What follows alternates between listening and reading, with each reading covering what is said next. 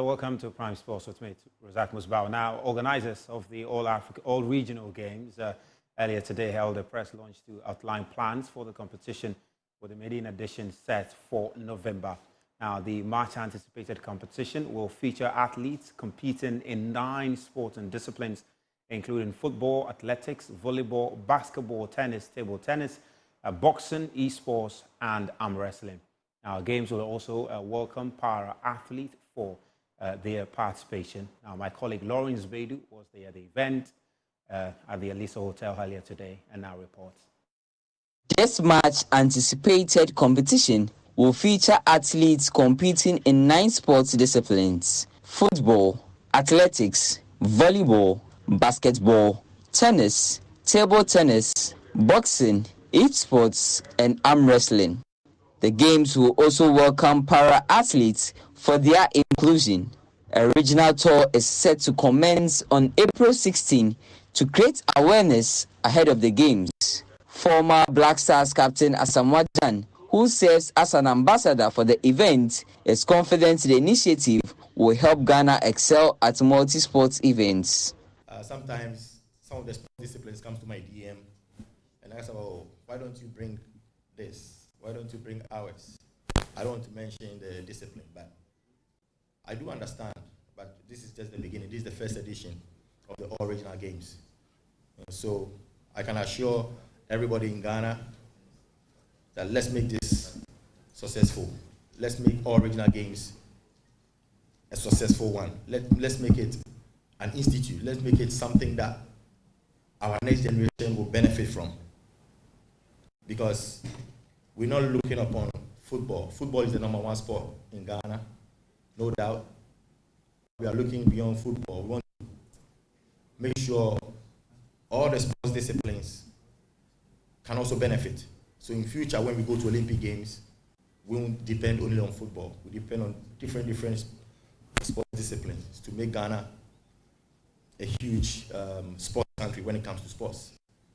So me being here, I can say my soul is happy. The time is now. The time is now because it's been, although I'm a football player, ex-football player who has done a lot in football, I'm thinking about Ghana. I'm not thinking about only football. Athletes selected between 18 and 23 are set to compete against their counterparts from other regions.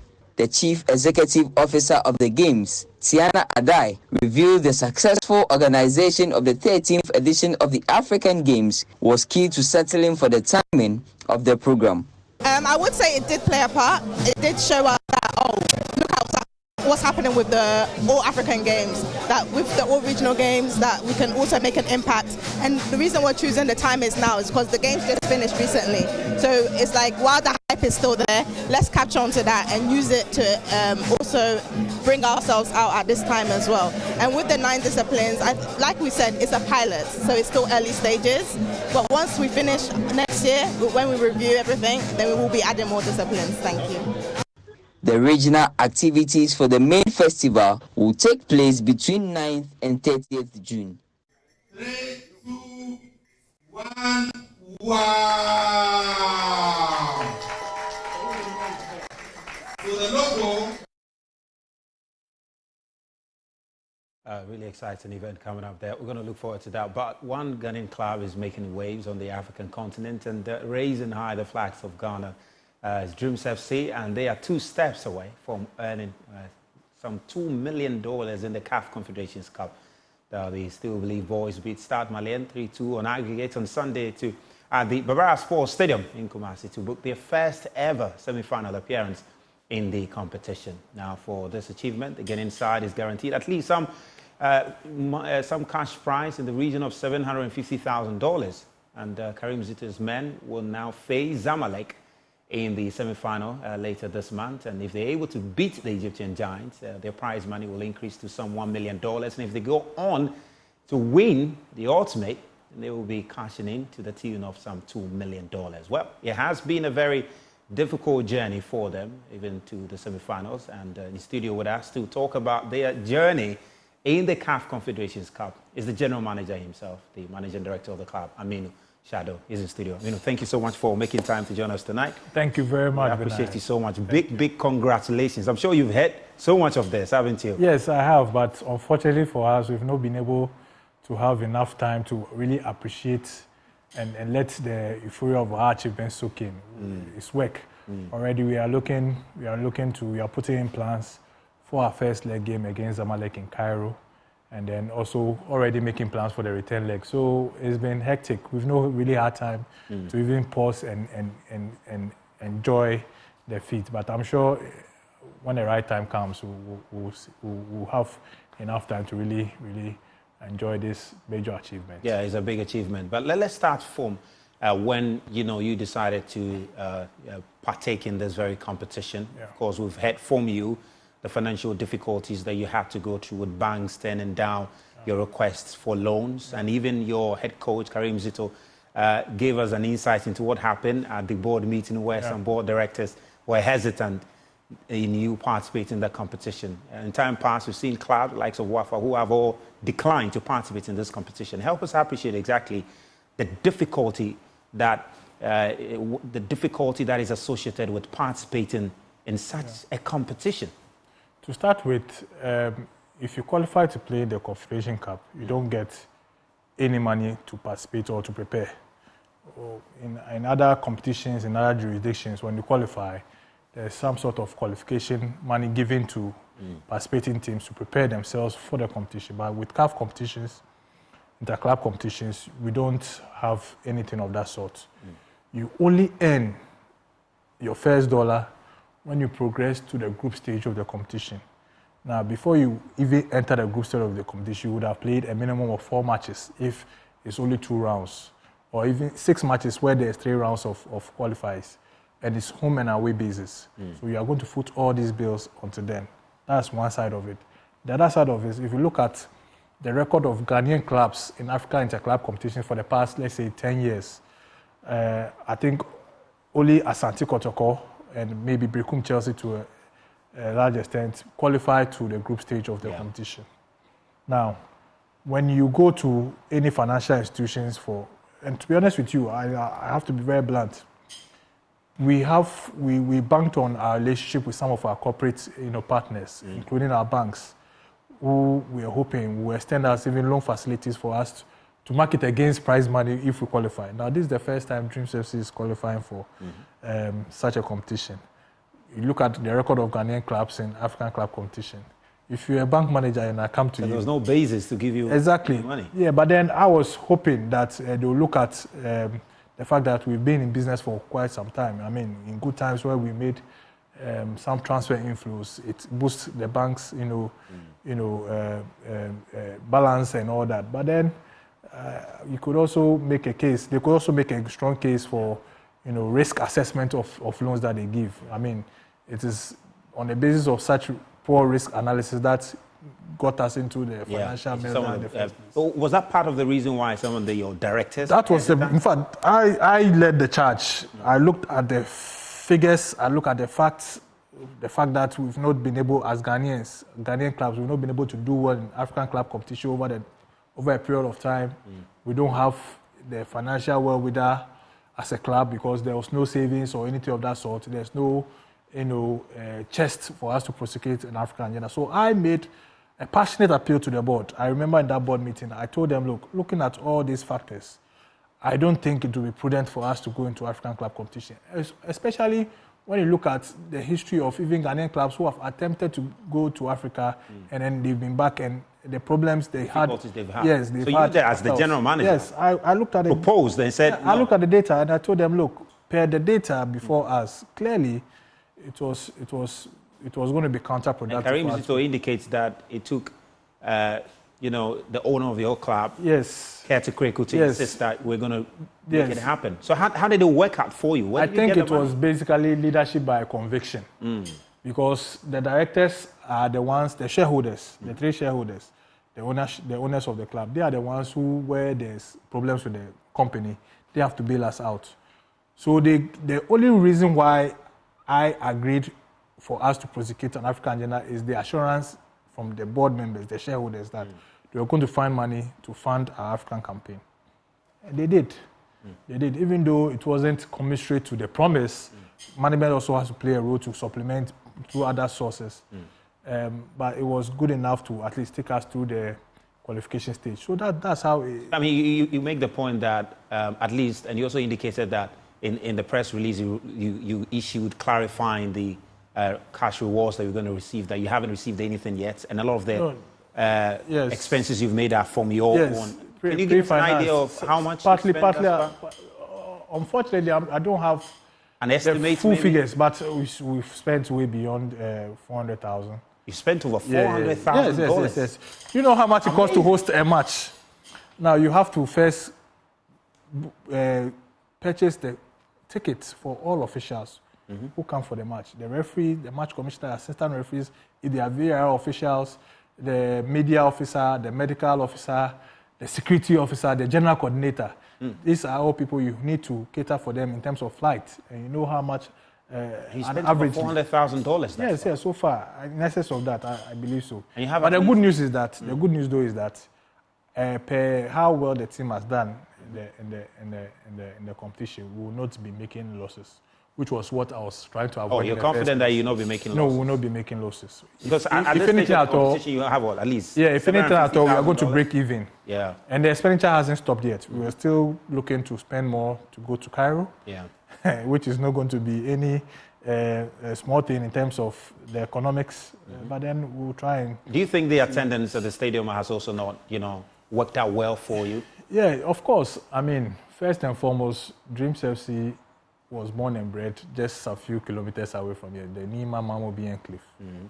If we had a standard, facility around that area, we will be assured of fully packed stadium. Even if the Yes. games were being hosted in Accra, you Yes, think? no, if BBNE are playing in BBNE, you know how the euphoria is like, as against if they are not playing there. So it's scientific. And here's the case where we are not even playing Accra. We have to travel close to over 400 kilometers to play games.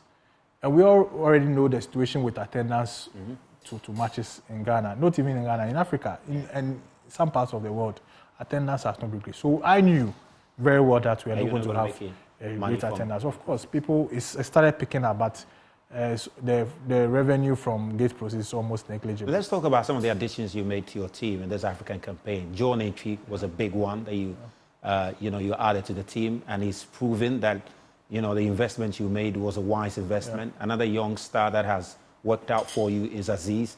He is impressed as far as it goes in the competition. How have you been able to, you've had experience, you've also blended it with youth. I think this credit has to go to the technical team. John, we already know John. We know John from his same fan days. I mean, we knew what we were going to get from John. But I think he has exceeded even our expectations. Wow. John Entry has exceeded expectations. Yeah, we knew he was going to be a very good addition, especially off the field.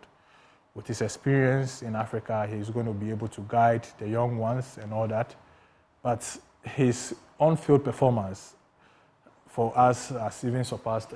We know he's a natural finisher. That we can't take away from him. But his gameplay, his total gameplay, I mean, has really, really improved. And when you see John Entry running in training as a young lad, you see him running up and down. You don't need to be told that you need to probably do double what he's doing. So it has been very, very positive. And Karim Zito, in the first team now, about 6 players who are starting the first team now are players Karim Zito spotted. Some of them he spotted whilst they were juveniles. So I think for the past 4 years or so, they were with our youth team, Still Believe. So it's a full cycle of our development program at Dreams FC. Amazing. So 6 players graduated from Still Believe with the same coach to the first team. And it shows in the way they play. If you look at the cohesion and the telepathy amongst the boys, it tells you clearly that these are boys who have been together for quite some time. So that has helped us a lot. So Let's talk about Karim Zito, though. I mean, he's been impressive in this competition.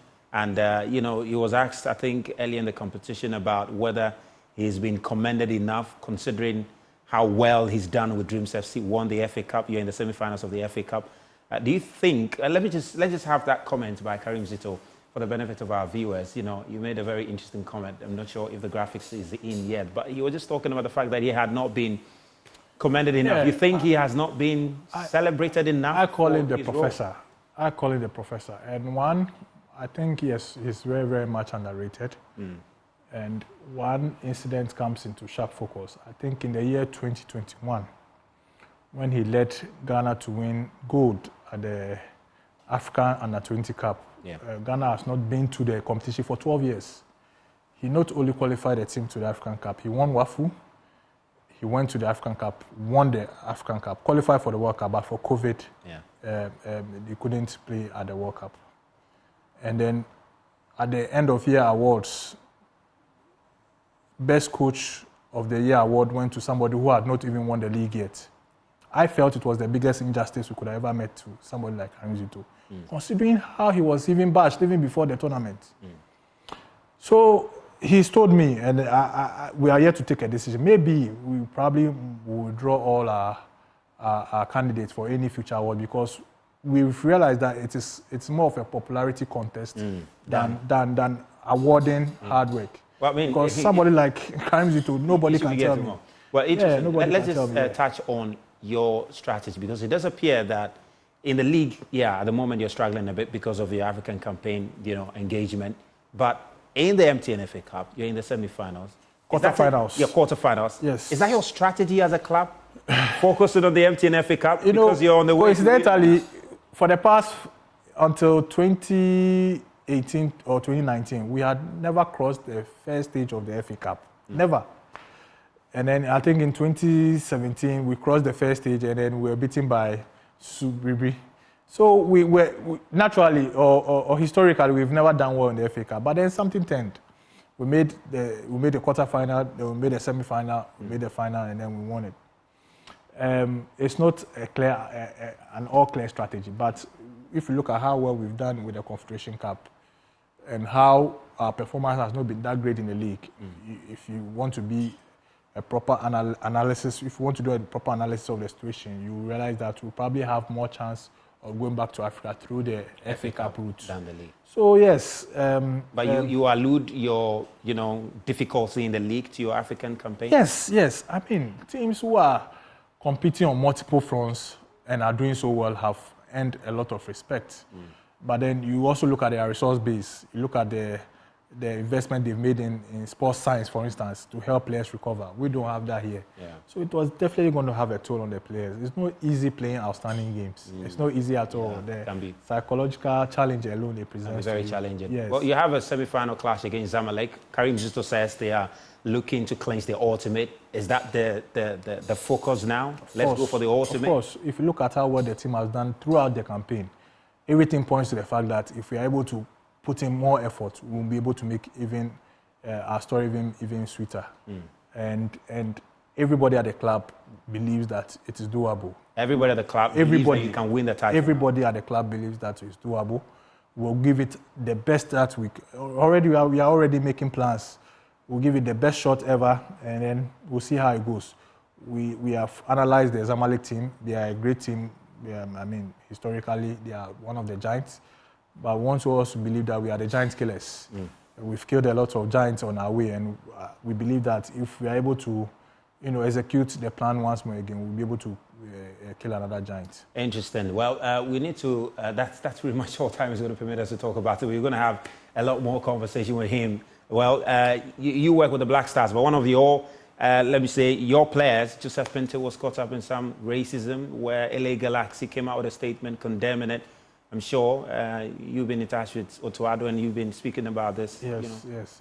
We've reached out to him. We'll be reaching out to him. Myself personally, I'll be speaking to him later on today. Unfortunately, because of how busy I've been with the club side, I've not even had a grasp of the whole issue. But I've heard of it. I will speak to him hopefully later today. But then, of course, it's something that is very, very condemnable. So I'm not surprised at all that the club has put in its weight and support behind the player in this seat at this point in time. Racism has no place in football at all. At the end of the day, we are all human beings. We have blood running through our veins, and we must be respected as such. And if you look at the way the black race is dominating the sporting arena, we've earned the respect, and there's no place for racism. Well, Amini Shadow is the general manager for Dreams FC. We thank you so much for making time. We appreciate you very much. We wish you the very best. And of course, we'll be following up on Dreams FC in this African campaign. Up next is Zamalek. And of course, they say they are the slayers of the giant and they will do it again. We wish them the very best. My name is Razak Musbah. Thank you so much for being part of it. This has been Prime Sports on Joy News.